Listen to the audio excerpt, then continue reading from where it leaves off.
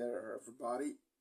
Today I wanted to talk to you about a movie that I just recently watched, which should be a shame, basically, as a horror fan. It's American Werewolf in London, the first one. And it's weird because when I was a kid, around 16, I watched American Werewolf in Paris multiple times. Multiple times.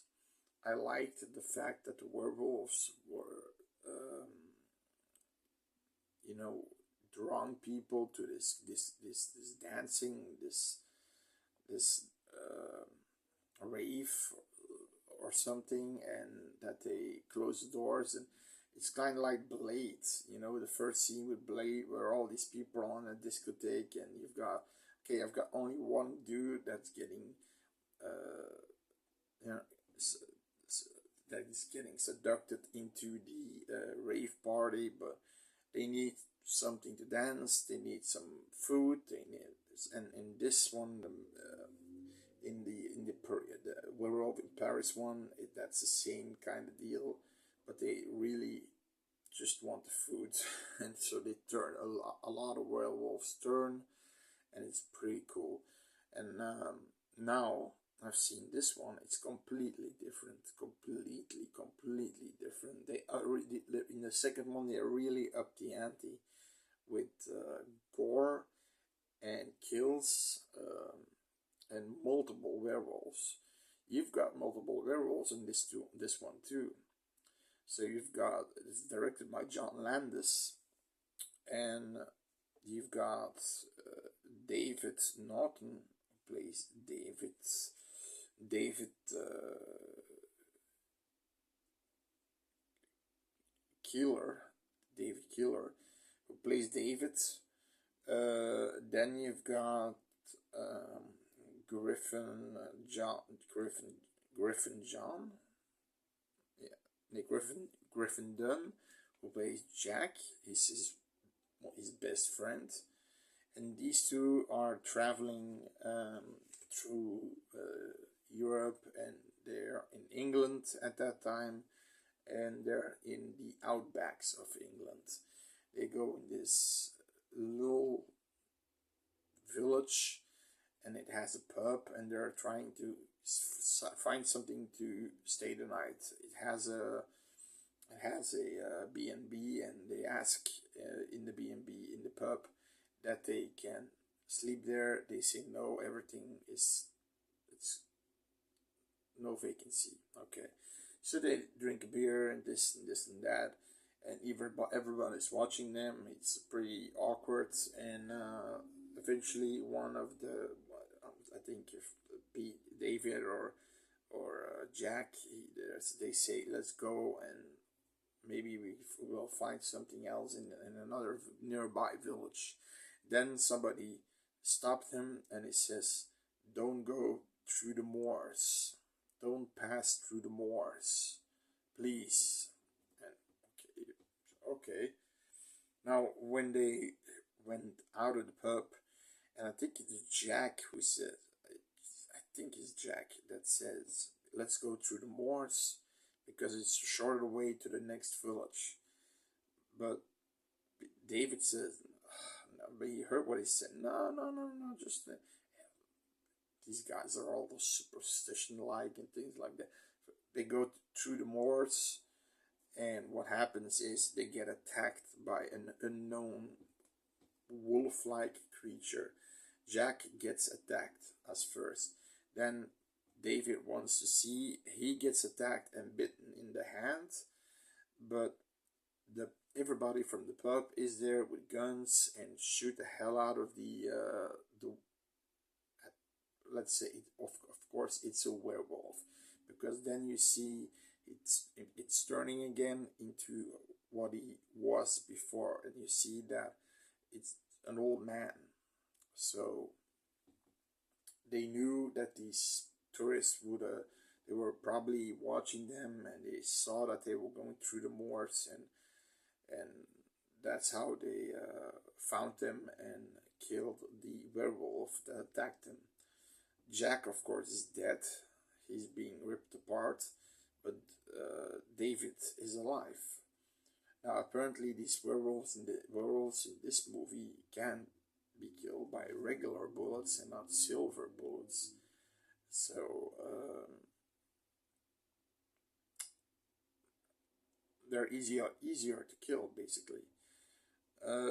He awakens up in this hospital, and that's where he gets, yeah, to meet nurse Alex Price, played by Jenny Agutter.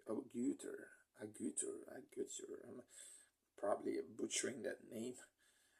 Jenny, Jenny Agutter. Okay, sorry, Jenny. Sorry. So Alex Price, Nurse Price, she's handling him, and he's joking with her and things like that, and eventually, and I don't know how this comes to play, but eventually, because he doesn't have a place to stay, she says, you can stay at my place for the time being. And then, of course, at one full moon night, you've got the famous scene that this movie, I think, got an Oscar for best special effects, the turning from human to werewolf. And I have to say that it's not my favorite werewolf movie. I've got another one who is a competitor of this one, because I'm not sure who the FX guy is in this movie, but he won. It's a review. I'm gonna do it next.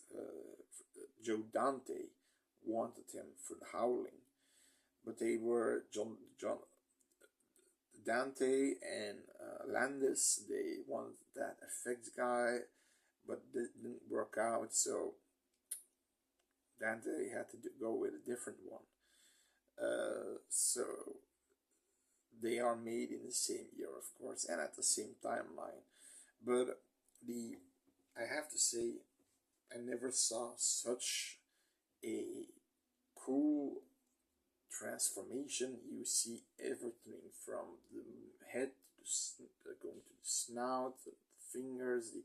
He's lying on the floor, and it's coming out of nothing. He's just reading in his paper, and it gets to 12 o'clock, full moon, and then he goes like, out of nothing, like you don't have any sound, just the clock, and he gets completely, his body's burning. You see the claws forming, you see everything, but really everything, from the tiniest toe to the smallest part of his head, his nose, his eyes, his body, his frontal side and back side of his body. He's lying on the ground with this weird hollow shape, because the werewolf mostly walks on four legs like a dog. And he goes through the night, and then there's this chase in the metro station, because London is known for their big metro stations to travel around. New York has that too.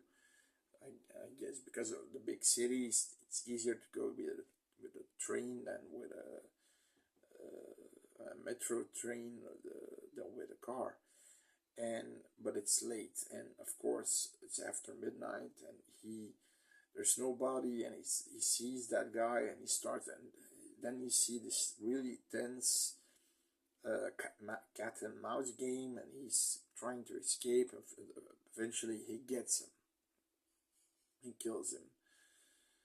After that, he's really happy and joyful and things like that. It's like he's having sex with Nurse Alex. She loves it too. And he's completely happy.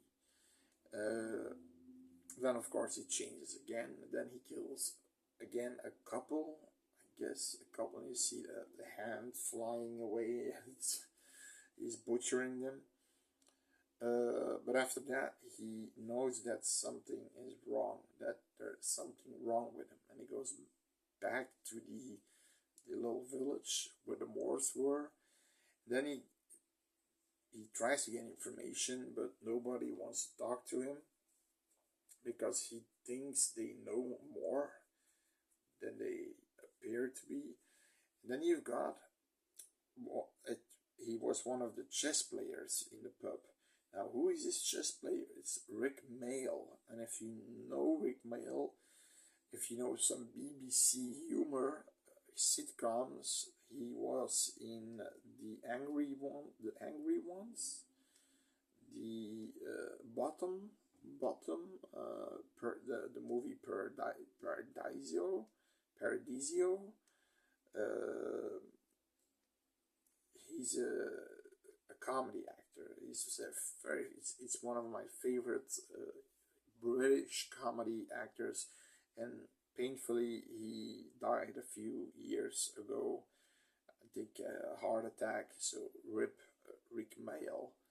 So he's very young there, and he's saying that you have to watch out if you want to. You gotta watch out for the full moon. When the full moon comes, you'll change, and then he gets interrupted by somebody, and he goes away. So of course he, David, he doesn't know. Okay, he sees his friend Jack all the time with all the wounds as a zombie-like form, and Jack is basically giving him information and this and this and that, and he doesn't want to see him because he's freaked out by him. He has this freaky dream. I think that's when he's still in the hospital, that the Nazi werewolves come in. The Nazi werewolves come in and shoot him up and everything in the place, which is a pretty cool scene actually, and weird but cool scene. Now I think it's not it's seen somewhere in a house, yeah. And he keeps seeing his friend, and all the time he keeps seeing his friend, he starts seeing the people he killed. So these people are getting worse and worse, all mangled, and his friend getting more and more at the end that he sees his friend. He's almost a skeleton and things like that. Now he knows full moon is coming. I think he wants to get killed. I think he wants to die, and I think he just wants to draw out as much police as possible to get killed. Now, yeah, spoilers. Sorry, spoilers. Now you've got a scene where he's in this movie theater, and he sees all the dead people, the dead people he killed, and Jack, and they're giving him the advice of because their ghosts can't find peace, and they're living basically in these carcasses, but nobody can see him, but only him. He says, you have to die, you have to kill yourself. And basically, he wants to do it, but he starts changing again. It's full moon again at this time. So, but the people, the police, they start to suspect David because of the previous kills of the couple in the park, where somebody saw him. They saw a naked man with blood on his mouth, and the police is coming to this theater. Now, of course, he comes out fully werewolf.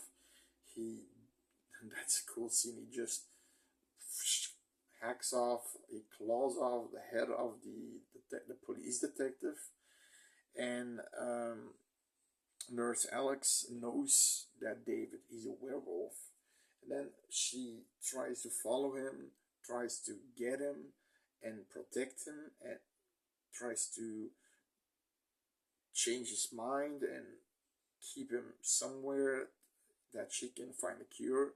But at the end, he is in a he's cornered by the SWAT team. I think SWAT police, almost National Guard or something, British National Guard, and he's cornered by these guys. He can't go away, and the nurse comes through. Everybody's holding their rifles to him, to the wolf, and she wants to go. And the guy, the police, she runs through the barricade of soldiers, and they say, "No, no, no." She goes to the wolf, and he sees her, and this I have to say is really sad. She touches the wolf. You can see the wolf's eye. I'll almost have to cry. It's so sad.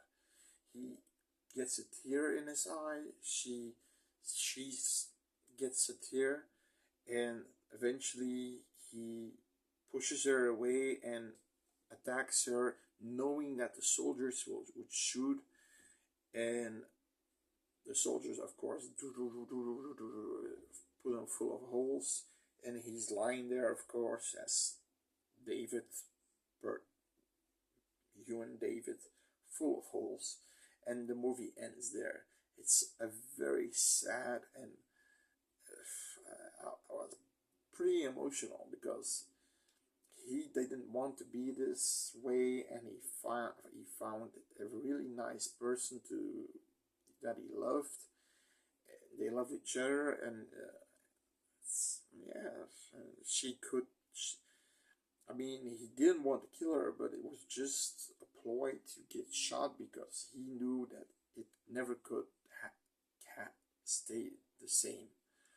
So it's a very sad scene. And what I think about the movie, like I said, the second one had more. It's more on.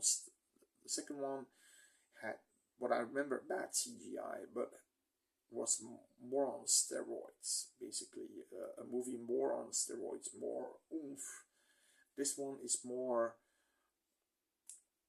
really focused on that specific person, that David, the werewolf, and how he gets through it. First, he's sort of happy because it energizes him, but then he gets to see dead people. He gets to feel unwell. He gets to be nervous, and he wants to know what's happening to him, and he wants. And of course, he got that scene in the village there with Mail, but yeah, it's a good movie. It's really a good movie. I am sorry that I waited so long. I mean, like 5 6 months ago, I saw this movie, and yeah, it's a great. If you want to watch a werewolf movie, you go watch this one, because the next review is also gonna be a werewolf movie. So wait for that and keep watching. Bye.